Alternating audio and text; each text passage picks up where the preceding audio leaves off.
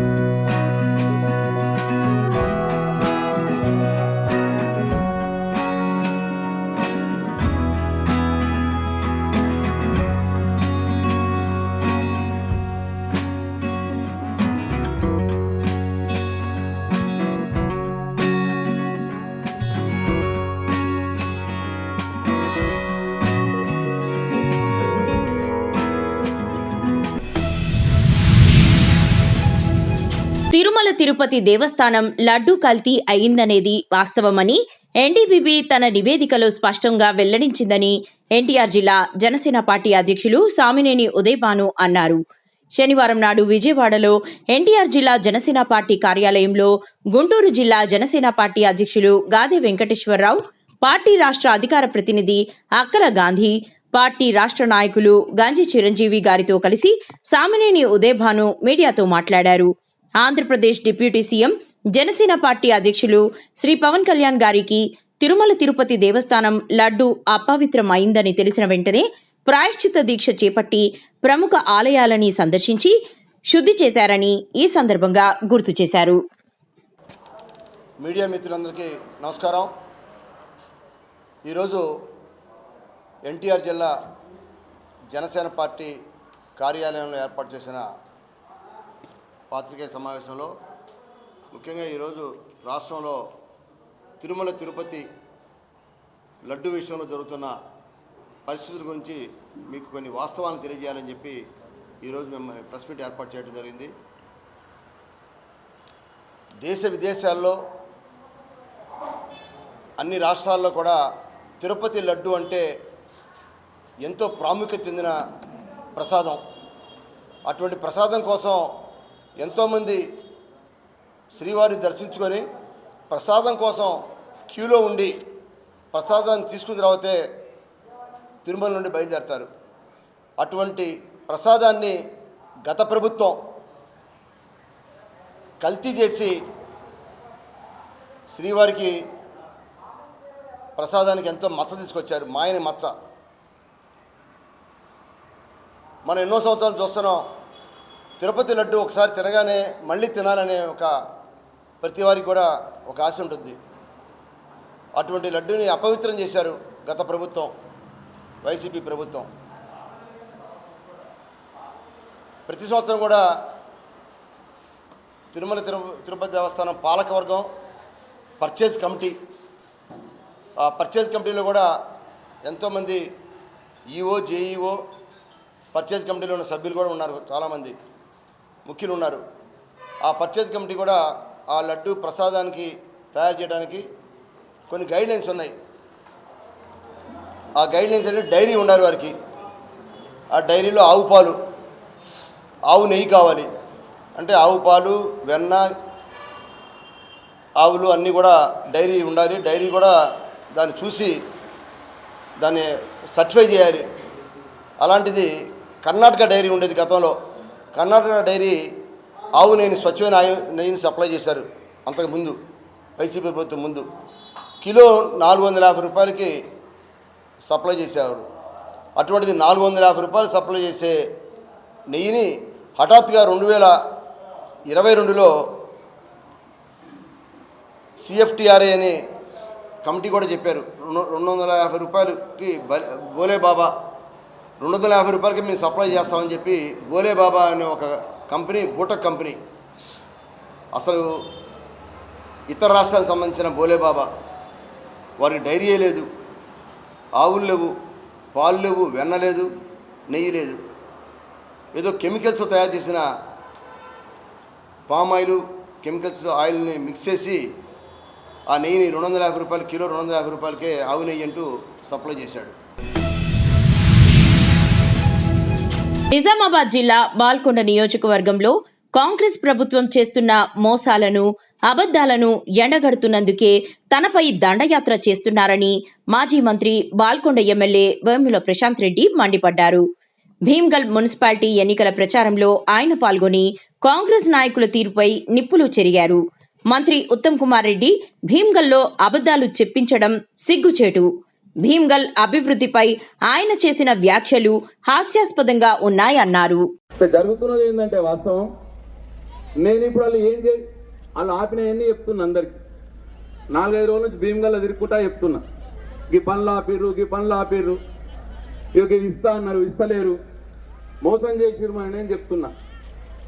ఇక వీడియో అందరు బందీలలో తిరుగుతాడు, బాగా ఆయన ఓట్లు వేసుకపోతాడేమో అని భయంతో ఇప్పుడు నా మీద దాడి పెట్టిర్రు. ఇవాళ ఏకంగా ఈ రాష్ట్ర మంత్రి ఉత్తమ్ కుమార్ రెడ్డిని పిలిపించారు హైదరాబాద్కి వెళ్ళి. ఇవాళ భీమ్గల్లో కూర్చుని పెట్టి ఆయనతోటి మీటింగ్ పెట్టించారు. ఆ మీటింగ్ ఆయన ఏమన్నాడు తెలిసిన, ప్రశాంత్ రెడ్డి మంత్రిగా చేసిండు, ఇప్పుడు ఎమ్మెల్యేగా ఉన్నాడు, భీమ్గల్కు ఏం చేసిండు, ఏమీ చేయలేదు అని పోయిండు. ఇప్పుడు ఆయన, అమ్మ నేను భీమ్గల్కి ఏం చేయలేదా అట్లా అనొచ్చిన ఆయన మంత్రి. ఆయన చెప్పను అంటే కూడా ఆ పక్కన ఉన్న కాంగ్రెస్ నాయకులు చెవులవేడి చెప్తున్నాడు, చెప్పు చెప్పు చెప్పు అని ఆయన చెప్పిపోయి.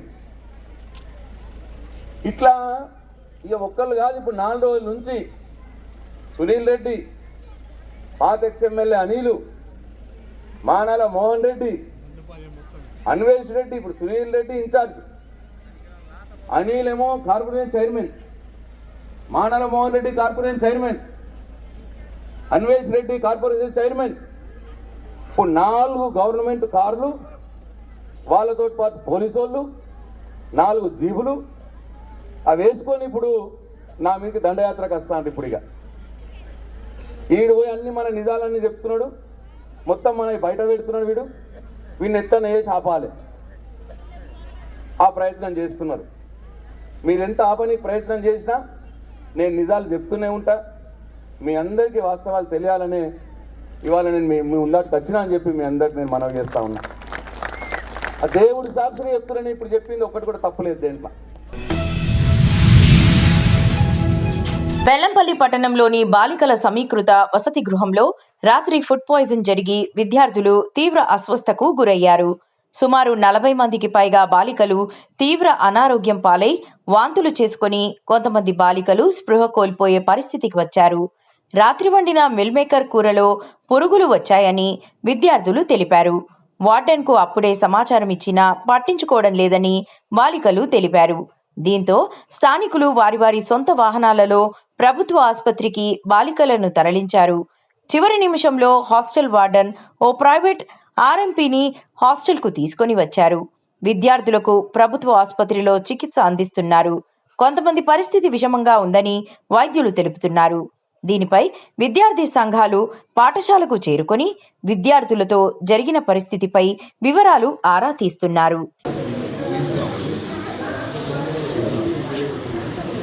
ఏమి పడుతున్నావు? చలిపెడుతుందా? ఏం కాదు, ఏం కాదు, భయపడదు, ఏం కాదు, ఏం కాదు, ఏం కాదమ్మా, ఏం కాదు, ఏం కాదు, ఏం కాదు.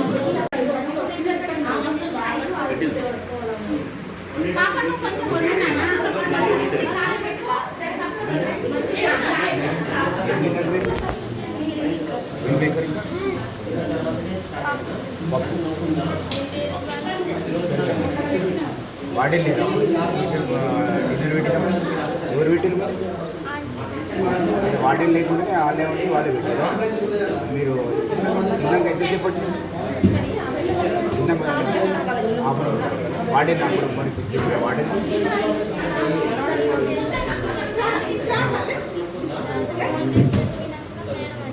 ఎన్నింటికి వచ్చి 10:30కి 8:30కి ఆ మధ్యలో అయితే మేడం 10:30కి వచ్చింది. అప్పటి వరకు ఏం చేశారు మీరు? మరి లోపలే వచ్చారు.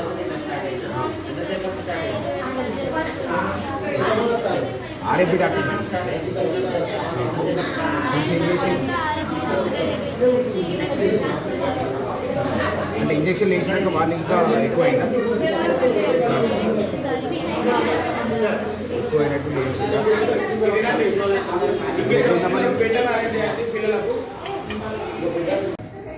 అది ఇంట్లో మీరు అది హైపర్ వెంటిలేషన్ సిండ్రోమ్ సార్. కొంచెం ఆ గూగుల్కు టెన్షన్ కొంచెం ఈ టెన్షన్కి కొంచెం ఇట్లా అయిపోయింది. ఫుడ్ పాయిజన్ అయితే అయింది. దాని ట్రీట్మెంట్ అయితే తీసుకున్నాం. ఇది కూడా చూస్తాం. ఎవరికి ఇబ్బంది కాకుండా చూడండి. ఇక్కడ ఏమన్నా మీకు ప్రాబ్లం అనిపిస్తే జిల్లా హాస్పిటల్ పంపిస్తాము. మీరు చూడండి.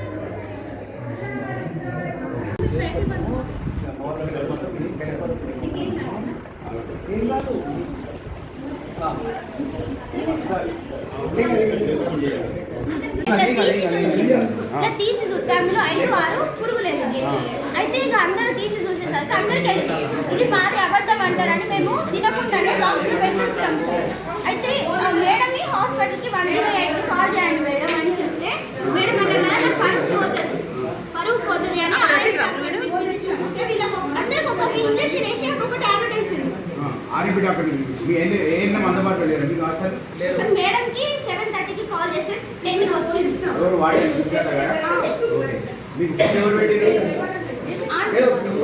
వాటిని పర్యవేక్షణ వాటిని లేకుండా పడుకుంటుంటే రావడం అవసరం మనం తీసుకెళ్తున్నారు ఏందమ్మా? ఒక అమ్మాయి కష్టం వస్తే బెల్లబెల్ల బస్ మొత్తం వస్తే